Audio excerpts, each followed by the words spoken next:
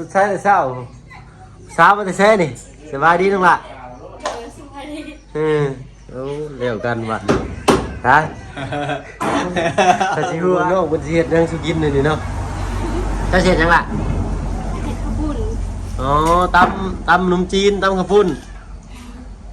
ชื่อยังไงล่ะซื้อผ้าซื้อซาปาบ่แม่ซื้อผ้าซื้อผ้าโดยสาวผ้าเนาะตั้งโกผู้เช้าจริงโอ้ยทักเลยว่าดิเนาะอันนี้คือน้องผ้าพี่น้องเนาะอันน้องคนนี้ได้ชื่อยังน้องล่ะน้องแก้วผู้นั้นได้จ้ะน้องล่ะชื่อยังน้องล่ะน้อยโอ้น้องผ้าน้องแก้วน้องน้อยลินวันชื่อลินมวนชื่อเนาะจูจะคิดนั่นน่ะเลยเป่าลีน้องคนใดโอ้ยก็ได้โอ้ยเป็นบ่ตัวอ้ายนะนี่นะเล่นนะเป่าลีได้อย่าพิดบังง่ายได้เนาะน้องคนนี้มาเล่นแม่นน้ำน้องซ้อนเพิ่นไปหน่อยเนาะคนในบ้านนี่แหละเนาะหมู่คู่กันเนาะนั่งน้องซ้อนนั่งเนาะโอ้ยวันนี้ก็ญี่ปุ่นเห็นภาพนี่ก็สิ้นใจน้องเพิ่นไปหน่อยเนาะเดี๋ยวเนาะตัดภาพมาตอนเช้าเนาะแวะเวียนเข้ามาหาทางบ้านน้องซ้อนนอนอุ่นบ้านนี่พี่น้องเนาะโอ้โตเนาะตัดภาพมาบ้านนี้สีบ้านเห็ดเจินเทินอยู่พี่น้อยเนาะเสร็จชิ้นไปแล้วครั้งหนึ่งเนาะตั้งแต่เมื่อวานนี่แหละแล้วแต่เมื่อวานนี้ครั้งนึงเนาะวันนี้ก็สิขึ้นต่อครั้งนี้พี่น้อยเนาะสร้างเพิ่นก็มาแต่เช้าเนาะเป็นเวลา7 โมง 8 โมงพี่น้อยเนาะ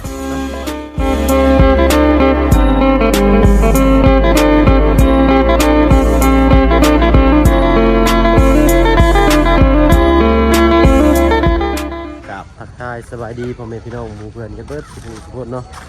ว่าฝั่งไทยฝั่งลาวอะไรก็ทั้งฝั่งต่างประเทศยินดีต้อนรับเข้าสู่ช่อง YouTube บางคนเคยหลายคือเก่าเนาะโอ้ยถึงสอนอยู่เพื่อนนี่บ่ได้แต่เช้านี่เอ้ายังกันน่ะสาวเฮ็ดส้มบ่โอ้เนาะอ๋อน่ะสุดท้ายเช้าสาวมาแต่แซ่นี่สบายดีน้องล่ะสบายดีโอ้เร็วกันวัดฮะถ้าชิหัวสาวในบ้านนี่บ่เนาะหมู่คู่กันบ่เรื่องผู้สาวเนี่ยหมู่เนาะแม่นบ่โอ้เบิ่งน้องเพิ่นสิเฮ็ดยังสิกินนี่เนาะจะเฮ็ดหยังล่ะเห็ดข้าวปุ้นอ๋อตำขนมจีนตำข้าวปุ้นชื่อยังไงล่ะซื้อผ้าซื้อซาปาบ่แม่ซื้อผ้าซื้อผ้าโดยสาวผ้าเนาะโอ้ยเนาะดีพี่หน่อยเนาะน้องซ้อนสิบ่ได้เงาแล้วบาทนี่เนาะเนาะเพิ่นมาลิ้นน้ำคู่มือบ่น้องหรือไดถึงมือเล่นถึงมือบ่ได้เล่นถึงมือลิ้นถึงมือบ่ได้ลิ้นเห็นงามผู้สาวก็มาสร้างก็ได้เอ้ยสร้างเฉพาะเนาะมื้อนี้สร้างยิ้มเป้ยอยู่เอ้ยหน่อยเนาะเอาเนาะดีเลยจังเงินบ่ได้เงาเนาะน้องเนาะ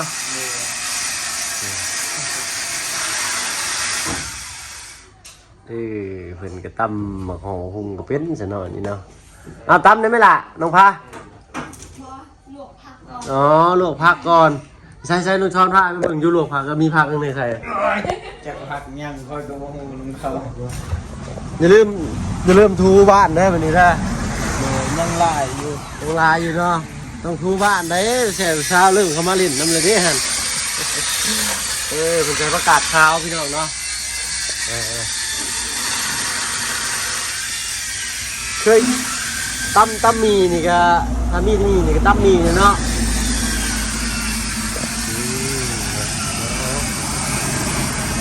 คืนนี่เป็นได้น้องฝนตกอยู่บ่ตกอยู่เนาะตกพอดีอันซุ่มเย็นพี่หน่อยเนาะไม่ได้ตกตัวแห้งมาได้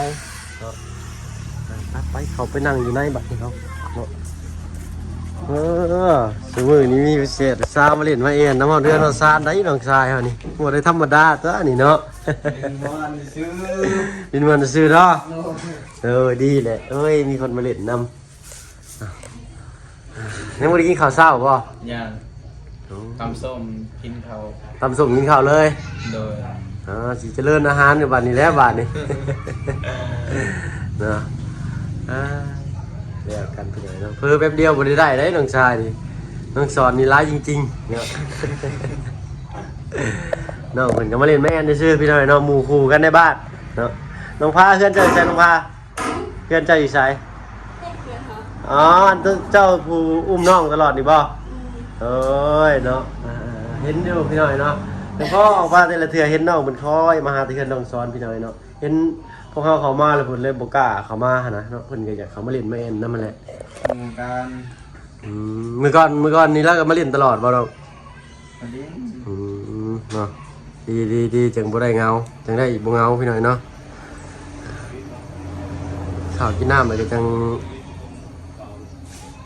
ข้าวกินน้ำเลยสิพาน้องไปเล่นใช่ป่ะเนี่ย เจ้าก็สิไว้ใจ มันจะกินไปใช่อ้าวเร็วกันพี่หน่อยเนาะว่าอาทิตย์ตัวน้องมันนี่เนาะ โดย ว่าอาทิตย์นี่ถ้าเกิดว่าสร้างทางคนทางนี้นี่เพิ่นสิบ่เฮ็ดเฮือนเนาะแต่ว่าสร้างชุดนี้นี่คือสร้างทางคนภาคเขาว่าซะๆพี่น้อยเนาะ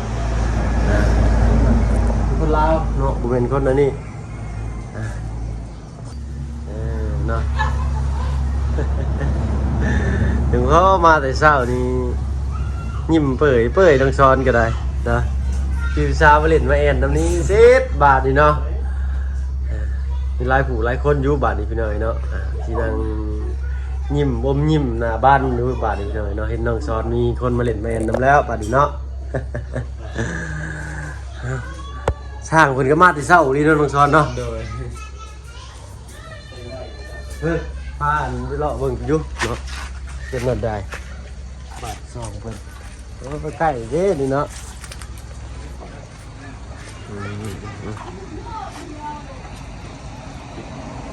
ตู้พ่อไปใช่เนาะ ตู้เมา เมาแกโอ้ยแล้วกันพี่น้อยเนาะ3 มือดี4 มือเมาดอกอันนี้เนาะ โอ้ยหอดไซเลยพูดถ้าหนักก็มีแต่ผู้เสพสาวไปเล่นแว่นนั่นนังซ้อนโอ้ยแล้วกันโอ้ยปอดจุไหนปอดจุไหน เมาเอากิน เฮ้เดินสาวกินสุ่มวะ เดี๋ยวมูติเตะนะโอ้ยอาย อันนี้เพิ่นก็ซื้อเป๊ปซี่มาคักแน่เด้หั่นน่ะเนาะเออเนาะโอ้มื้อนี้ใส่สาวไปเล่นเต็มเฮือนเต็มซานเลยพี่น้อยเนาะ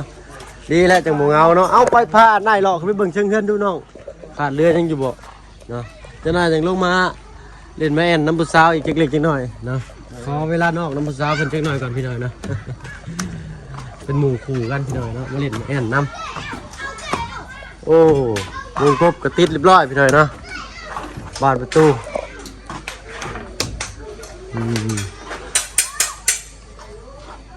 ใส่รับน้ำข้างในได้นี่โอ้รอบเที่ยงนี่แล้วไม่ต้องสร้างเนาะติดไมชลานี่แล้วเนาะโอ้ไวอย่างนี้นี่เนาะมีนาทีแล้วเบิดพี่หน่อยเนาะทางฝั่งนี้กับนี่แต่ว่ายังรุ่นเบิ่งก็ดีกว่าสิมีงบประมาณมาซื้อไม้ต่อเห็ดราวบันไดให้น้องเพิ่นบอกพี่หน่อยนะเบิ่งบรรยากาศยามเช้าๆเปิดหน้าต่างมาคอยทางสมุทรผู้สาวเอาผู้สาวเนาะสมุทรเอาผู้สาวพี่น้องเราผู้สาวขี่รถจักรผ่านแป๊ดเลี้ยวเบิ่งเจ้าชีวาอะไรจะเปิดประตูมาเจ้าชีวาอะไร สิว่าน่ะเบิ่งซื่อ เบิ่งกี่สิเอ้ยอย่าไปเจาะเด้อมื้อนี้เด้อมื้อก่อนน้องซ้อนเราสิเจาะอยู่นี่พี่น้อยเนาะเจาะหูแล้วนอนเบิ่งบาดนี้บ่ได้บาดนี้เปิดประตูใส่เลยเด้อลองนั่งดูหั่นนั่งบ่ายมามึงปึ๊บตั้งโกผู้สาวตั้งโกผู้สาวจังซี่โอ้ยทักเลยบาดนี้เนาะ เอาพี่น้อยนะก็ถือว่าบรรยากาศจะดีมื้อนี้ก็เนาะแต่เช้ามาลิดน้ำนี้มีแต่บ้านจะเบิดด้วยละบ่เนาะ ๆนะ มีแต่คนบ้านเดียวกับน้องหมดบ่ โดย เนาะหมู่คู่รุ่นหนึงเล็กน้อยเนาะเพื่อนน้องมันคนสิพาก็ลังนี่เลยลังนี่น้องสอน หลังนี่เนาะ หลังนี้หลังน่ะบ่แม่นเนาะ เออ อ๋อน้องภาพอยู่หลังนี้หลังชีเขียวนี่พี่น้อยเนาะเพิ่นก็มีฐานะเติบอยู่พี่น้อยเนาะบ้านเพิ่นก็ได้มาเล่นแต่ละเทื่อหรือว่ามาหาน้องซ้อนแต่ละเทื่อเพิ่นก็สิเอาหลานบ่หรือน้องเลยออกมาเล่นตามถนนนั่นนี่พี่น้อยเนาะคอยทางมาหาน้องซ้อนเนาะเฮาก็ว่าเอ้าน้องเพิ่นแนมมันยังเด้ทางนี้เว้ยที่แท้น้องเพิ่นมาส่องมึงน้องซ้อนเนาะสับภาพมาทางนี้สามเราพี่น้อง กูครูต้องซ้อนพี่หน่อยเนาะมากินตำมีมากินตำกับพุ่นขอโทษขออภัยเจอตำเป็นจีนพี่หน่อยเนาะ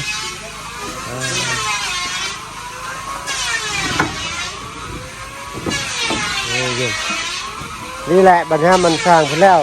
เศษไม้เศษล้านี่เขาต้องเก็บด้วยน้องเด้อไปเลยเด้อนี่แหละเศษนี่เก็บไปดีๆให้มันเป็นระเบียบ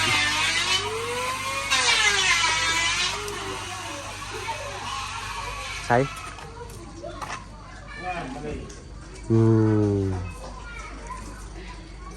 เนาะพอหนุ่มเนื้อหอมแล้วบาดนี้ ไม่กับเลยมีพี่หน่อยเนาะขอโทษขออภัยอะไรคลิปเนี่ยเสียงดังเลยเพิ่งเข้าไปทำสื่อเสียงเรียงน้ำน้องเพิ่นก่อนพี่หน่อยเนาะอันตะกู้ต้องหลาตะกู้ เนาะอันนี้โอ้สร้างเป็นครบไม้อยู่พี่หน่อยเนาะอันนี้คือน้องพาพี่น้องเนาะอันน้องคนนี้ได้ชื่อยังน้องละน้องแก้วผู้นั้นได้จ้ะน้องละชื่อยังน้องละโอ้น้องพาน้องแก้วน้องน้อยอายุคนละจักปีแล้วนี่ฮะว่าน้องแก้วจักปีแล้วน้องแก้วน่าโบเพิ่นบ่บอกพี่น้อยแล้วยังคืนยังไงอยู่ เนาะน้องแก้วน้องปลาน้องยังก่อนคนหนึ่งลืมเลยดิฮะน้องฮะน้องน้อยจักปีเลยน้องน้อยจำมันอยู่ได้อยู่บ่จักปีแล้วเจ้าเดย19แล้วรุ่นเราคราวเดียวกับน้องซ้อนเนาะน้องปลาดิฉันน้องปลา16น้องพาขอโทษขออภัยด้วยเนาะน้องแก้วได้ค่ะน้องน้อยอยู่จักปีน้องน้อย16คือกันเนาะอ๋อมีน้องคนผู้เดียวที่เราอยู่19ปีเนาะทางอันขนมเนื้อหอมมาได้ค่ะขนมเนื้อหอมมาจักปีแล้วยังจักปีจ้ะ18ดอกเอ้ยเนาะเอาเนาะเพื่อซีซันอีกแบบหนึ่งน้องเพิ่นมาเล่นแม่นำเนาะมิติใหม่เหมือนปรากฏการณ์ใหม่ส่วนมากเห็นแต่น้องซ้อนเพิ่นอยู่เพื่อนผู้เดียวแต่พี่น้องนะมื้อนี้นะพี่สาวมาเล่นน้ำเตะเช้าครับว่ามาเล่นน้ำเตะเช้าของมื้อนะอีเนาะเป็นบ่ไม่ได้เจอมาพอดีเจอพอดีเนาะถึงมือมันเล่นเจ้าถึงมือเจ้าเที่ยวไปทายคุณมันเล่นนะเพราะว่าส่วนมากนี่ถ้าทางเขามานี่น้องๆมันสิบ่กล้าเข้ามาพี่น้องพวกน้องมันอายบ่หรือว่าจังไดเนาะหรือว่าเกรงใจบ่เวลาเพิ่นเห็นเนาะเขามาเล่นงานแล้วเพิ่นบ่กล้ามาเล่นก็จังไดเนาะดีเลยเฮือนชาติแล้วก็มีบอลพักบอลเช้าให้น้องหมู่ครูมาเล่นอันได้สร้างเอาเชียวเอาใช้ปาดพ้านี่เรียกสีบุญลงมันอ๋อโดยต้องช้อนเก็บมาพิมพ์ไปคอยเริ่มรุดไ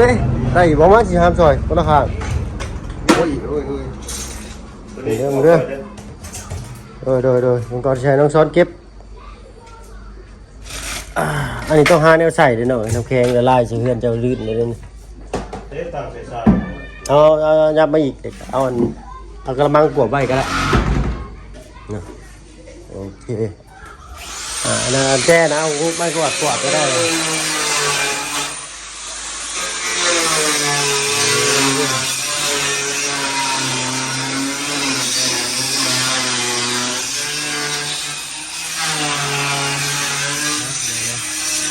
โอ้สีฟ้าเป็นมือวาดในพี่บ่อเนี่ย ได้สิ้นจ้ำเลยลืมหมดปิ้งปลาเมื่อวานนี่พี่น้องโอ้ยขกน้องเพิ่นคือว่าขกใหญ่ตำเนาะที่พ่ออยู่บ่น่ะพ่ออยู่เนาะให้น้องเพิ่นปลาต้องขี้ฝุ่นแน่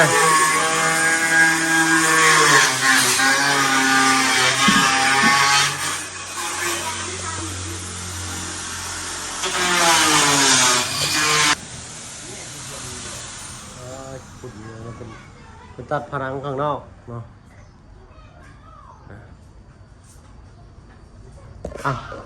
เรียบร้อยบันให้น้องมันเข้ามาตั้มเลยแหละมันต้องเคินมันต้องอายสิบอกน้องมันเลยนะอันนี้ใช้ได้กี่เก่าน้องเนาะอันนี้เป็นยังไง นั่งมุ่งก็แจก มุ่งที่เพิ่นแจกถือว่ามุ่งน้องเพิ่นนี่มีอยู่เด้อพี่น้องเด้อ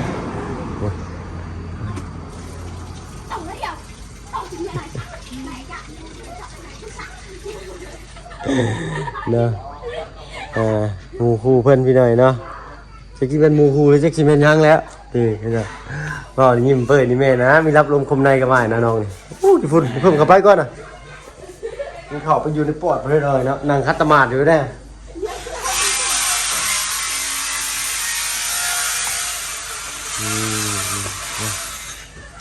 ไม่กวาดมันแห้งนี่เก็บไม่ทูมันเก็บไปน้องเด้อสมมุติจะตากไว้อย่างชั้นอยู่ในไม้มันละเชื้อราสิขึ้นมันสิดำเนี่ยมันแห้งก็ต้องเก็บไว้แล้วก็อย่าลืมมันทูพื้นโชว์เช้าไป1ทีเลยมันลายอยู่ของจะต้องปัดก่อนว่านี่เนาะรอบนั้นไอซ้อนคร่าวๆซื่อๆเนาะ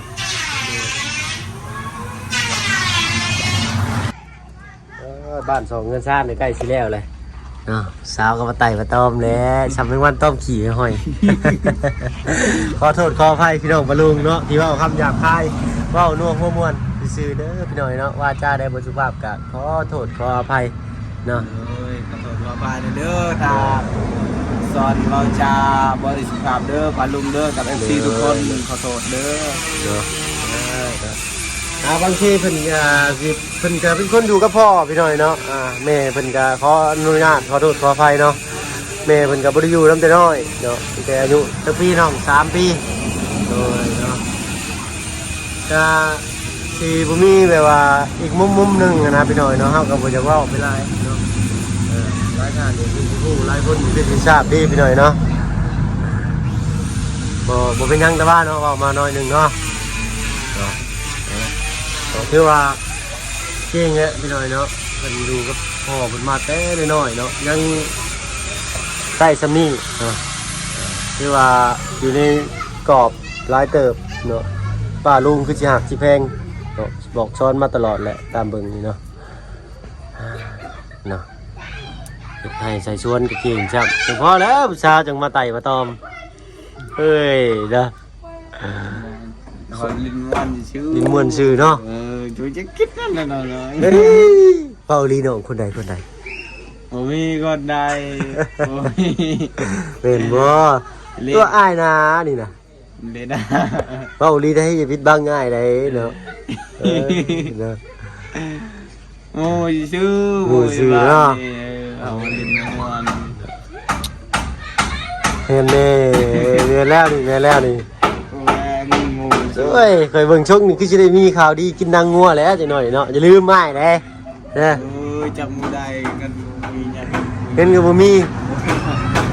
ติดหนีไว้ก่อนบ่ได้บ่สิถามบ่เฒ่าเด้อก็ยังบ่รอดอยู่ที่นี่ให้มันมีมันครบทุกอย่างก่อนครบทุกอย่างก่อนเนาะจังเอาเนาะลูกเพิ่นอีกสิบ่ได้มาลำบากนำเฮาเนาะห้อยถามือมันสบายมันก็สิยากอยู่ได้น้องก็ต้องรวมแบบซุกไปตรงกันนี่แหละได้กล้วยละลายก่อนได้กล้วยละลายก่อนเนาะมันเป็นไปเวลาบ่มีข้าวบ่มีน้ำก็ตัดกล้วยมาขายซื้อข้าวพอได้ซื้อข้าวเสียค่าไฟค่าน้ำเอาสมมุติว่ามีเพิ่มมาอีกคนหนึ่งไปซอยจะเฮ็ดแล้วกันกระซาใบกล้วยสิบ่ดีบ่แบบน้ำได้หากระซาอยู่ยังบ่ได้หากระซาอยู่ ฝนตกไปบ่ได้ทางลื่นเดี๋ยวนี้ฮะขึ้นบ่ได้ซะบอลที่เฮาขึ้นบอลที่กบอันนั้นกับลงภูที่เฮาลงมันลื่นเดี๋ยวนี้ ในบ่อเราขึ้นไปในวันป่าใหญ่เห็นบ่ ลื่นได้ เนาะนี่หันยอมรับเลยว่าขึ้นยากกะลีเนาะขนาดแต่รถเป่าขึ้นไปนี่กับคนเหนือยังเรือตายขึ้นไปแหละพี่น้อยเนาะแต่ว่าไปเอาอันกล้วยลงมาอีกนี่เอ้ย แห้ง สัตว์ลงมันตีนเขานั่นหัวแห้งนี้น้องๆเนาะเอาหมักไฟเลือกไฟกะ หมักไฟชอบไฟก็เลือกเอาด้วยน้องเด้อ โว้ยตายเลย ป้าเข้าไปล่าน้องๆเพิ่นก่อนเพิ่นมีชื่อยังไงก็ชื่อน้องพาแต่ก็น้องยังอีกฮะน้องพาน้องนางแล้วก็น้องยังอีกน้องยังก็น้องแก้วบ่สิล่ะแล้วป้าตัวเอาแล้วบ่น้องไปชิมมึงดูน้องชิมคำยังไงให้เบิ่งเนี่ยเนาะตัวเอาแล้วพอดีแล้วบัดนี้ลาบปากสร้างแล้วบัดนี้บ่ได้สร้างเด้อตำบักหุ่งยั่วๆจ้าเอาบ่วงตัวพวกลายหนึ่งบ่วงคือว่านี่อันใหม่ของที่บ้านมาใช่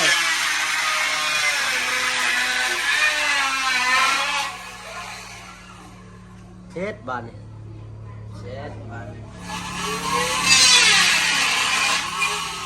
โอ้ยกบตัวนี้ห้องดีนะกบตัวนี้เนาะคนตกเพื่อนหนึ่งปล่อยชิ้นเนื้อตัวนี้เป็นไงน้องชายทานจะหูไฟตำฝีมือไฟตำไปซี่โตมา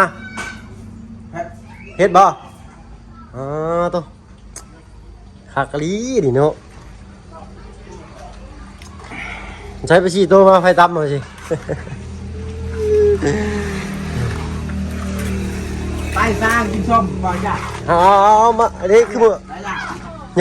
ย่อมานอกพี่น้องไปย่อมานอกพี่ให้สร้างเป็นน้อยสร้างเป็นกินน้ำมันขาดบุขาดของเนาะเพราะว่ามัดเชือกลายอยู่เนาะน้องเป็นมาเล่นแม่นน้ำน้องซ้อนเพิ่นไปหน่อยเนาะคนในบ้านนี่แหละเนาะหมู่ปู่กันเนาะ มีคนมาดูแลแล้วน้องชายคอยไปนะเก่ายังบริวารยังก็น้องเพิ่นว่าดูแลปัดกวดเรือนซานนี่สินะเอ้ยเอาจะได้น้องเพิ่นย่องว่าให้ทั้งช้างสื่อช้างเพิ่นกินที่ไหนนะสร้างเอ้ยลงมากินก่อนสร้างเอ้ยสร้างจึงสิได้ช่วงแต่เช้าเนาะโดยมันจะได้เมียงจักโมงเลยนี่9 โมงแล้ว9 โมงอยู่ได้นี่พี่น้อยเนาะ9 โมง 10 โมงแล้ว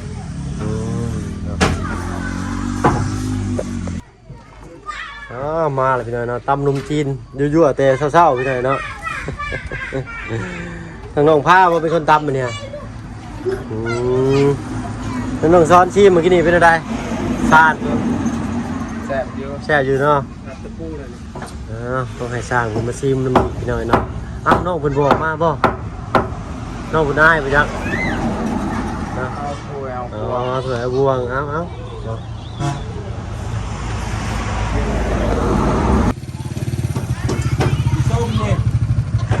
ากินชมเด้อ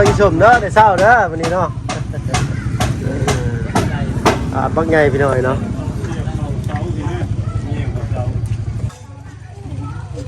พี่น้อยเนาะมาวันนี้ก็อบอุ่นขึ้นหลายเติบเนาะมีผู้มาเต้ามาโฮมเนาะ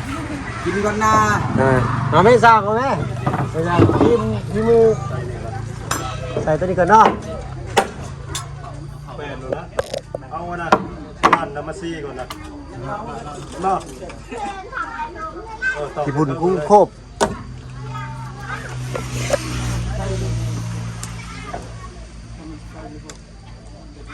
คอยได้สร้างคอยได้สูงเติบได้นี่เนาะ เอาน้องซ้อนนั่งตะกู้ กิน โอ้ได้เสีย มาเด้อกินชมเด้อมาเลยเอาเลยเอา เอาสร้างเพิ่นบ่ยากก็สร้างเพิ่นเนาะเจ้าหน่อยเนาะ เขามั่งแล้วคอย นั่งเลยนั่งน้องซ้อนนั่งเนาะ ผู้เข้าหัว โอ้ยวันนี้ก็ญี่ปุ่นเห็นภาพนี่ก็สิ้นใจน้องๆเพิ่นพี่หน่อยเนาะมีน้องๆเพิ่นมาเล่นมาอันนำเอาขสั่นทั้งไอ้กับสีครับก่อนเด้อน้องเด้อเนาะเมื่อครับปิดห้องปิดหูก่อนยังบ่ทันปิดห้องย่ำนี่ เมื่อก็เดินน้องๆเด้อสบายดีเจ้าเนาะคุณชานสบายดีปกติป่ะลุง เด้อ เนาะมีห้อยยิ้มลิ้มนี่เนาะ เอาไปดิ้นม่วน เดี๋ยวเอาไปก่อนสันเนาะชิมมึงอยู่อันแซ่บอยู่บ่ชิมมึงนี่ยังท่านได้บอกว่าลุงครับเป็นได้รสชาติผ่านอยู่บ่อึ๊บพากินกับผมมีอันนี้ทางนี้เป็นแบ่งไว้ให้สร้างเพิ่นพี่หน่อยเนาะสำหรับคลิปนี้ก็ขอตัวลาลงแล้วพี่หน่อยเนาะให้ทั้งน้องเพิ่นนั้นกินตำกระปุ่นก่อนเนาะน้องคนที่เกินใจเอายังบ่ทันได้กินข้าวอยู่ในเจ็บท้องจะเศร้าแท้เนาะ สำหรับคลิปนี้ขอตัวลาลงแล้วพี่หน่อยเนาะผู้พ่อในคลิปหน้าเอาเป็นว่า บอล สวัสดีจ้ะ บอลเอ้ย